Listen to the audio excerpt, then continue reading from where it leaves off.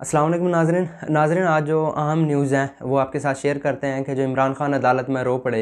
ये जावेद चौधरी साहब ने इंकशाफ किया, इसके पीछे क्या हकीकत है, जो असल तफसीलात हैं वो भी बताएंगे आपके साथ। और जो पीटीआई का बल्ला भी वापस मिल गया है, आज पेशावर हाई कोर्ट ने फ़ैसला दिया है, उसकी भी तफसीलात बताएंगे। और जो बलोच तलबा के लापता तलबा के बारे में जो जस्टिस मोहसिन अख्तर गियानी ने गैर मामूली रिमार्क्स दिए कि एजेंसियों के लोगों को प्रोसिक्यूट करना होगा, तो ये जब साइकिल चला तो फिर ये जो है जबरी गुमशुदगियाँ हैं वो रुक जाएंगी। इसके पीछे ये मुकम्मल तफसीलात ये भी बताएंगे आपको। जो मुज़ाहिर अकबर नकवी साहब ने आज इस्तीफ़ा दिया, उसकी क्या वजूहात थी। नाज़रीन, मेरा नाम मोहम्मद उमर फ़ारूक है, आप हमारा फेसबुक पेज और यूट्यूब चैनल देख रहे हैं उमर राजपूत। नाज़रीन, सबसे पहले जो जावेद चौधरी साहब ने इंकशाफ किया है कि जी इमरान खान अदालत में रो पड़े हैं, उसकी तफसीलात ये हैं कि साकिब बशीर साहब जो हैं वो भी कोर्ट रिपोर्टर हैं और इस्लामाबाद जो कोर्ट रिपोर्टर की एसोसिएशन है उसके वो प्रेसिडेंट है। तो उन्होंने जो बताया कि उसके मुताबिक ये है कि इमरान खान जब अदालत में आए तो रोस्टर पर आए, जज बशीर जो एहतसाब अदालत के जज हैं मोहम्मद बशीर साहब वो मौजूद थे। तो उन्होंने कहा कि जज साहब ये क्या मेरे बेटों से बात ही नहीं करवाई जा रही है, पहले करवाई है, आपने ऑर्डर भी दिया है लेकिन फिर भी नहीं मानी गई बात। तो जज साहब ने कहा कि बुलाएं इनको, डिप्टी सुप्रीडेंट को जब बुलाया तो उन्होंने कहा कि सर हमारे पास कोई फैसिलिटीज़ नहीं है। तो इमरान खान ने कहा कि सर आप फिर या फैस हमारे ये दरख्वास्त मुस्तरद कर दें या फिर हम इसका कुछ और हल करें या कहीं और चैलेंज करें। तो ये चीज़ इसके पीछे ये तफसीलात थी जो उन्होंने भी रिपोर्ट की है। और फिर वो आके अपनी बहनों के पास बैठ गए, तो बैरिस्टर उमैर न्याज़ी साहब हैं जो उनसे वो भी मौजूद थे, तो उनसे उन्होंने टिशू लिया है और मुंह साफ़ किया। हो सकता है शायद कि बंदा जब होता है इमोशनल हो जाता है कि बहनें पास थी, लेकिन अभी तक ये कंफर्म नहीं हुआ और ना ही कोई इसकी कोई मुसद्दक़ा इतलात हैं कि इमरान खान रो रहे थे। उन्होंने सिर्फ फेस साफ़ किया था टिशू से, तो ये अभी तक इतलात थी।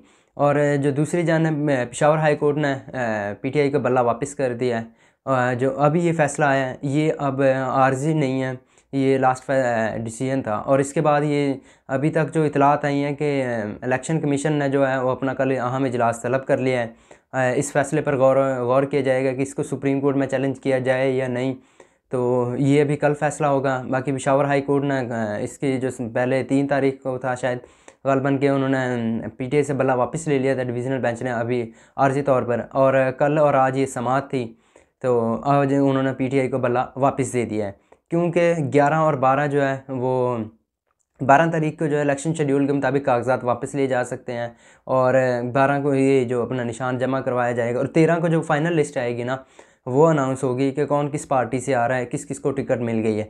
तो इस वजह से कल भी समाअत जारी रही और आज भी समाअत जारी रही, फ़ैसला महफूज हुआ। अभी आर्जी फ़ैसला आया, बाकी मुकम्मल फ़ैसला आ जाए उसकी भी तफसीलात शेयर करेंगे। जो मुज़ाहिर अकबर नकवी साहब ने आज इस्तीफ़ा दिया उसकी क्या वजूहात थी, वो वजूहात आपके साथ शेयर करते हैं कि उन पर एलिगेशंस थे और ये ऑडियो टेप भी आई थी, उसके बाद उन पर रेफरेंस भी दायर हुआ था। उन्होंने आज मुकम्मल एक तफसीलन जो जवाब है वो जमा करवाया, और जमा करवाने के बाद उन्होंने आज जो परवेज़ मुशर्रफ साहब हैं उनका ख़ुसूसी अदालत का जो फ़ैसला था और वो भी बरकरार रखा सज़ाए मौत वाला। तो इसके कुछ देर बाद उन्होंने अपना इस्तीफ़ा दे दिया जो जस्टिस मुज़ाहिर अकबर नकवी ने। इसकी जो तफसीलात ये थी कि जो मुज़ाहिर अकबर नकवी साहब है ना, उनको चाहिए था कि वो इस चीज़ को फ़ेस करते, उन पर जो एलिगेशन लगे थे उनको प्रूव करते। आज उन्होंने मुकम्मल अपनी जो तफसील से शोकाज़ नोटिस का जो जवाब था वो जमा करवा दिया है। और इससे पहले जस्टिस एजाज़ुल एहसन साहब भी इस सुप्रीम जुडिशल काउंसिल के कंडक्ट पर एतराज़ कर चुके हैं और मेंबरान को ख़त भी लिख चुके हैं, और उनका कल ख़त भी मंजर आम पर आ गया है। तो ये चीज़ें थी कि उनको चाहिए था कि फ़ेस करते। हालांकि जब काजी फ़ायज़ ईसा साहब के ख़िलाफ़ जो रेफरेंस आया था, सदर ने भेजा था, तो उस टाइम तो तकरीबन साकिब बशीर साहब ने भी रिपोर्ट किया कि उस टाइम तो तय था कि काजी फ़ायज़ ईसा साहब जो जज नहीं रहेंगे, लेकिन उन्होंने फ़ेस किया और जो उन पर एलिगेशंस लगे थे उन्होंने उसको गलत साबित किया और वो बहाल रहे। और ये चीज़ थी कि मुज़ाहिर साहब को भी चाहिए था कि वो फ़ेस करते, जवाब देते इस चीज़ का, और जब उन पर साबित हो जाता कि एलिगेशन सब झूठे हैं, इल्ज़ामात थे, तो फिर चाहे वो दे भी देते इस्तीफ़ा। उसकी वजह ये थी कि फिर ये सारा मामला काजी फ़ायज़ साहब पे आ जाना था कि उन्होंने वो उनके कंडक्ट पे थे और वो उनके ख़िलाफ़ थे, इसलिए उन्होंने ये सारी कार्रवाई की। तो ये चीज़ें देखने वाली थी। अब उनका ये ज़ाती फ़ैसला है जो इसके ख़िलाफ़ उन्होंने इस्तीफ़ा दे दिया है। तो बाकी कंडक्ट जो था और जो काजी फ़ायज़ ईसा साहब का भी बिहेवियर था वो भी सबके सामने था सुप्रीम जुडिशल काउंसिल में, तो शिकायत कुनंदान को भी सही से सुना गया। तो ये अभी मामला थे। अब देखते हैं सदर ने अगर इस्तीफ़ा कबूल कर लिया तो कार्रवाई भी ख़त्म हो जाएगी सुप्रीम जुडिशल काउंसिल से, क्योंकि वो एज ए जज तो वो इस्तीफ़ा दे चुके होंगे। तो ये भी चीज़ें देखने वाली हैं, क्योंकि अगर बाई चांस उन पे साबित हो जाता और अगर ये कि वो उन पे जो एलिगेशंस लगे हुए थे, इल्ज़ामात, वो अगर सच्चे साबित हो जाते तो उनकी शायद मराद भी ख़त्म हो सकती थी जो उनको मिलनी थी। बाकी अब ये तो मामला अदालत ने देखना है, सुप्रीम जुडिशल काउंसिल के मेंबरान है, उन्होंने देखना है। अब अगर इस्तीफ़ा मंजूर हो गया तो उनकी कार्रवाई भी ख़त्म हो जाएगी। नाज़रीन, जो आज इस्लामाबाद हाई कोर्ट में बलोच तलबा की गुमशुदगी के मुतल्लिक़ केस था, उसमें जस्टिस मोहसिन अख्तियार करयानी के जो थे ना, वो गैर मामूली रिमार्क्स थे कि जो जबरी गुमशुदगियाँ हैं ये पाकिस्तान में ही तस्वर है, बाकी दुनिया के किसी ममालिक में नहीं है। स्टेट के इदारों को रूल ऑफ लॉ पे यकीन रखना होगा, जुडिशल सिस्टम पे भी। जो जस्टिस मोहसिन अख्तियार साहब थे उनके भी रिमार्क्स थे। तो उनका कहना था कि जब ये एजेंसियों को प्रोसिक्यूट करना शुरू हो गया, जब ये साइकिल शुरू हो गया तो तब से ये जबरी गुमशुदगियाँ रुक जाएंगी। नाज़रीन, बहुत अहम रिमार्क्स हैं उनके।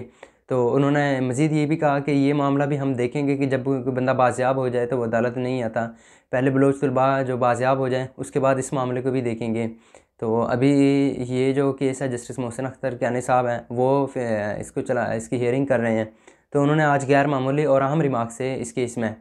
तो उम्मीद करते हैं नाज़रीन आपको हमारी वीडियो अच्छी लगी होगी, तो वीडियो को लाइक कीजिएगा, चैनल को सब्सक्राइब कीजिएगा। अल्लाह हाफ़िज़।